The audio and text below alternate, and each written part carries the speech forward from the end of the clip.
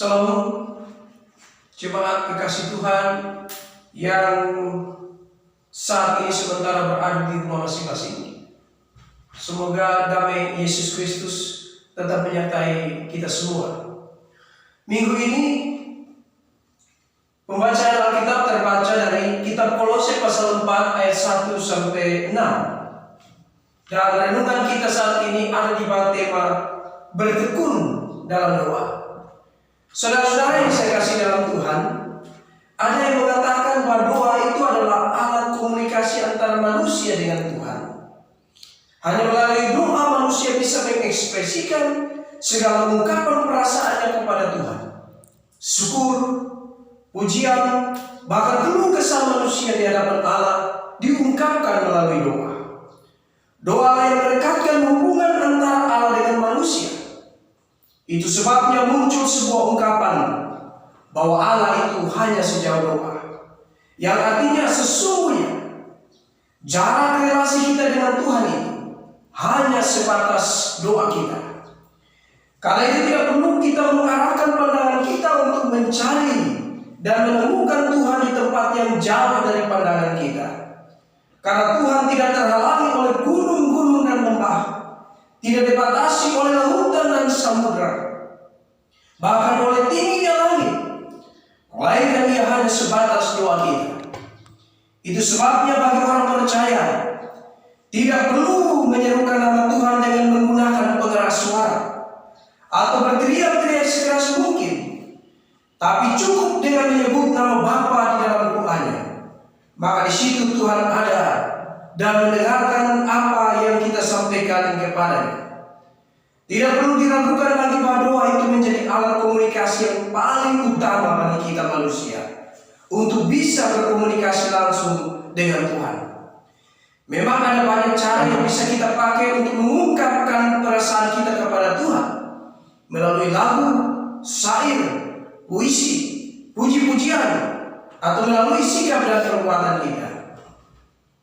Tapi dari semua itu, ungkapan yang paling mendalam yang dapat kita nyatakan kepada Tuhan hanyalah melalui doa. Karena di dalam doa itu kita bisa menemukan satu suasana yang lebih pribadi atau yang lebih intim dengan Tuhan. Dan di dalam doa itulah Tuhan mengetahui isi hati kita, karena Ia tahu apa sebenarnya yang ingin kita minta daripadanya. Yang menjadi persoalan kita sekarang bukan soal doa itu sebagai alat komunikasi kita dengan Tuhan. Karena saya bisa pastikan bahwa semua orang tahu akan hal itu. Dan memang sebagian besar orang percaya memakai doa sebagai sarana untuk mengungkapkan perasaan mereka kepada Tuhan. Tapi yang menjadi persoalan sekarang ialah sejauh mana kita memakai doa itu di dalam hidup kita setiap hari. Atau dengan kata lain, seberapa intens kita berkomunikasi dengan Tuhan melalui doa kita setiap hari. Karena justru sebagian orang menganggap bahwa doa itu hanya sebagai beban kewajiban bagi orang percaya, sehingga doa itu hanya diungkapkan pada saat-saat tertentu saja.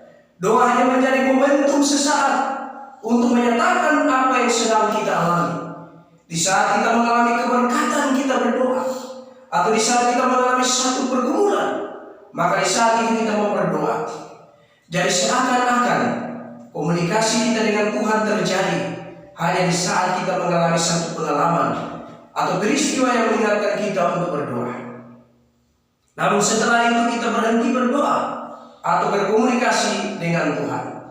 Jika dihitung-hitung, maka perbandingan antara kegiatan doa kita dengan aktivitas yang lain sangat berbeda jauh. Hampir seluruh waktu kita dihabiskan hanya untuk kebutuhan-kebutuhan lahiriah kita, sedangkan doa hanya menjadi kebutuhan sampingan kita. Bila kita membutuhkannya, maka doa kita naikkan. Tapi apabila tidak, maka doa kita kesampingkan. Saudara-saudara yang saya kasih dalam Tuhan, kita perlu belajar dari berita Alkitab saat ini, di mana pengalaman Rasul Paulus mengajarkan kepada kita bahwa doa itu sangat dibutuhkan oleh kita, teristimewa di saat hidup kita atau keadaan kita yang sedang terhimpit.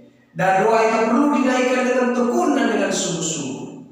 Paulus selalu bergumul dalam doanya dan berharap agar Tuhan bekerja untuk mengarahkan kehidupan dan pelayanan. Ia berdoa terus-menerus untuk menggugah hati Tuhan agar bisa membuka pintu baginya untuk menunjukkan kehendak Tuhan bagi hidup dan pelayanan. Di ayat yang kedua, Paulus berkata, bertekunlah dalam doa, dan dalam pada itu berjaga-jagalah sambil mengucap syukur. Kata bertekun di sini dalam bahasa Yunani disebut proskartereo, yang berarti melakukan dengan tabah, tersirat ketekunan dan semangat yang kuat untuk tetap berpaut pada doa. Sedangkan berjaga-jagalah diartikan dengan bahasa Yunani grekoreo, yang berarti tersadar atau waspada secara rohani. Sehingga itu bisa diartikan bahwa doa itu harus dilakukan dengan penuh semangat dan juga dengan sikap yang tabah. Sehingga doa itu juga membuat kita selalu berwaspada terhadap banyak hal yang hendak membuat kita menyimpang dari kehendak Tuhan. Kita bisa mengambil pelajaran dari kisah di Taman Getsemani. Ketika Tuhan Yesus selesai berdoa dan kembali menemui murid-muridnya yang sedang tertidur, Ia membangunkan mereka dan berkata, berdoalah dan berjaga-jagalah supaya kamu jangan jatuh ke dalam pencobaan. Dengan pernyataan ini, berarti doa itu tidak hanya sekedar untuk menyampaikan atau memohonkan sesuatu kepada Tuhan, tapi doa juga mengingatkan kita untuk selalu berwaspada supaya kita tidak mudah jatuh ke dalam pencobaan. Dan ini memang logis, karena ketika kita berdoa atau berkomunikasi dengan Tuhan, maka di dalam kekusukan doa itu kita bisa merasakan apa yang mau diingatkan Tuhan kepada kita, supaya kita lebih berwaspada. Saya kira di antara kita pasti punya pengalaman di mana ketika berdoa seolah-olah Tuhan mengingatkan kita tentang sesuatu, supaya kita bisa melakukan itu atau menjauhkan diri dari hal itu. Dan ketika kita melakukan seperti apa yang kita rasakan dalam doa kita, maka ternyata benar sesuatu itu tidak terjadi pada diri kita. Saya yakin pengalaman seperti ini pernah dialami oleh kita semua. Dan memang benar itulah kekuatan doa. Apabila doa itu dinaikkan dengan sungguh-sungguh dan dengan tabah, maka kita akan mendengar dan menemukan jawaban dari doa itu. Doa itu besar kuasanya jikalau disampaikan dengan tulus di hadapan Tuhan. Saya teringat dengan sebuah ilustrasi tentang seorang anak kecil yang diajarkan berdoa oleh ibunya sewaktu ia hendak makan. Dan kalimat doa yang diajarkan itu sangat sederhana, yaitu, ya Bapa, berkatilah makanan ini. Anak itu menghafal kalimat itu dengan baik dan menyimpan dalam pikirannya. Suatu saat anak itu diminta untuk pergi membeli sesuatu di kios. Dan kios itu letaknya melewati beberapa rumah tetangga. Ketika anak itu di tengah perjalanan, dia berjumpa dengan seekor anjing galak milik tetangga. Dan ia sangat ketakutan. Ketika ia melihat anjing itu datang mendekat dan hendak menggigitnya, ia langsung bertelut dan membungkuk sambil berdoa. Dan dengan sungguh-sungguh di dalam doanya itu ia berkata, ya Bapa, berkatilah makanan ini. Setelah mengucapkan kalimat itu, dia mengangkat kepalanya dan melihat ke arah anjing tersebut. Dan apa yang terjadi? Ternyata anjing itu sudah tidak ada lagi di situ. Anjing itu telah pergi. Ini hanya sebuah ilustrasi, tapi mau mengajarkan kepada kita bahwa doa yang disampaikan dengan sungguh-sungguh pasti besar kuasanya. Di dalam doa itu Tuhan tidak membutuhkan kata-kata yang indah atau susunan kalimat yang tertata rapi, tapi yang Dia lihat ialah ketulusan kita dalam berdoa dan kesungguhan kita dalam mengucapkan doa-doa kita. Ada banyak orang yang kecewa dengan doanya sendiri karena mereka tidak sungguh-sungguh dalam berdoa. Bahkan ada yang berdoa hanya untuk memuaskan keinginannya, berdoa dengan tujuan untuk berleha-leha atau dengan harapan-harapan yang belum tentu menjadi kebutuhannya. Melihat tetangga memiliki mobil, maka ia juga berdoa minta mobil walaupun dia tidak mampu. Atau melihat tetangga memiliki berkat yang banyak, ia juga berdoa meminta berkat yang banyak, tapi enggan untuk bekerja dan berusaha. Inilah contoh doa yang keliru. Mintalah dalam doa itu sesuai kebutuhan kita, bukan keinginan kita. Sebab Tuhan tidak mungkin menjawab doa yang berasal dari keinginan atau hawa nafsu kita. Tuhan akan memberikan kita sesuai apa yang kita butuhkan. Itulah sebabnya di dalam doa Bapa Kami, kita diajarkan untuk meminta yang secukupnya. Sebab selain kita, tentu masih ada banyak orang yang ingin Tuhan bantu. Janganlah bersikap serakah dalam doa kita. Apa yang Tuhan berikan itulah yang patut kita syukuri. Pada prinsipnya tidak ada doa yang tidak mungkin dijawab oleh Tuhan.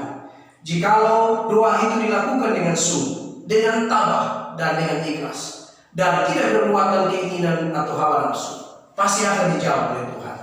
Jika doa kita tidak dijawab atau belum dijawab, itu bisa jadi karena kita salah berdoa. Karena yang kita minta adalah untuk memuaskan hawa nafsu kita. Tuhan tidak akan memberikan kepada kita batu jikalau kita meminta roti, dan juga tidak akan memberikan kepada kita kalajengking jikalau kita meminta ikan. Dia akan memberikan apa yang benar-benar kita butuhkan, asalkan doa itu disampaikan dari kejujuran kita, ketulusan kita, dan kesungguhan hati kita. Jangan menjadikan doa hanya sebagai formalitas belaka atau kebutuhan sesaat, tapi jadikanlah doa itu sebagai kebutuhan yang paling utama.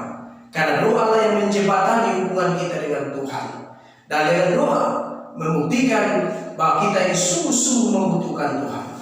Orang yang tidak ingin berdoa menunjukkan bahwa dia tidak membutuhkan Tuhan, dan dia lebih mengandalkan kekuatannya sendiri. Saudara-saudara yang saya kasih dalam Tuhan, di tengah pandemi corona ini, kita diminta untuk terus berdoa. Kita harus terus bergumul tanpa putus asa. Karena di saat seperti inilah Tuhan ingin melihat kesungguhan hati kita. Dia ingin melihat kerendahan hati umatnya untuk datang kepadanya dan menyerahkan seluruh pergumulan mereka. Dan dia juga ingin melihat sejauh mana ketekunan kita. Jangan sampai himbauan untuk di rumah saja justru memutuskan hubungan kita dengan Tuhan. Tidak ada alasan bagi kita untuk tidak berdoa dan bergumul di rumah kita masing-masing. Karena baik Allah yang sesungguhnya bukanlah gedung gereja, melainkan kehidupan setiap orang percaya. Karena itu dimanapun kita berada, termasuk di rumah kita masing-masing, hidup dan kehidupan kita harus tetap menjadi tempat di mana Roh Allah berdiam dan berkarya. Jangan pernah berhenti dari persekutuan ibadah kita, walau hanya bersama dengan anggota keluarga kita. Dan jangan pernah berhenti berdoa. Bertekunlah selalu dan bergumullah terus untuk hidup dan kehidupan kita, untuk tugas dan pelayanan kita, terutama untuk pergumulan yang kita hadapi saat ini. Semoga dengan ketekunan kita di dalam doa, Tuhan mau membuka pintu rahmat-Nya dan menyatakan kasih-Nya kepada kita semua, dan mengatasi semua pergumulan yang sedang kita hadapi. Tuhan memberkati kita. Amin.